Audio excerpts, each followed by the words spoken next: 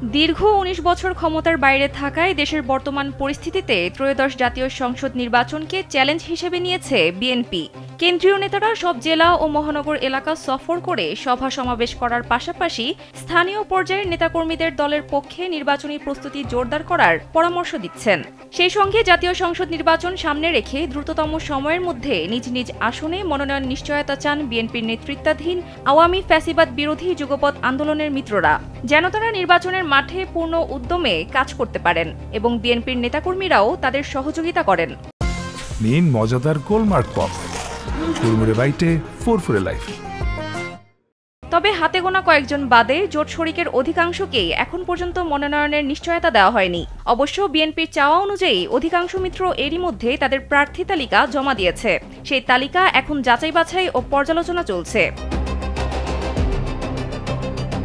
এক্ষেত্রে সংশোধিত আরপিওর খসড়াও বিবেচনায় নেওয়া হচ্ছে। এছাড়া নির্বাচন সামনে রেখে বড় জোট গঠনের প্রক্রিয়াও রয়েছে বিএনপির। সব মিলিয়ে নির্বাচনের তফসিলের আগেই মিত্রদের আসন বণ্টনের বিষয়টি নিষ্পত্তি করতে চায় বিএনপি। নির্বাচন কমিশনের রোডম্যাপ অনুযায়ী চলতি বছরের ডিসেম্বরের প্রথমার্ধে তফসিল ঘোষিত হবে।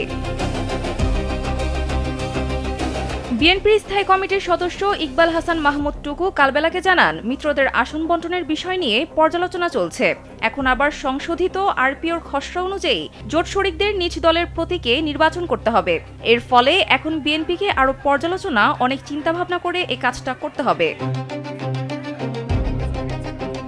বিএনপি চলতি অক্টোবর মাসের মধ্যেই ২০০ আসনে দলীয় প্রার্থী চূড়ান্ত করে গ্রিন সিগন্যাল দেওয়ার সিদ্ধান্ত নিয়েছে।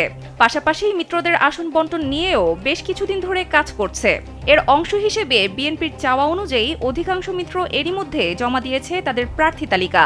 এখন পর্যন্ত বিএনপির কাছে ১০৩ জনের প্রার্থী তালিকা জমা দিয়েছে যুগপথের শরিকরা।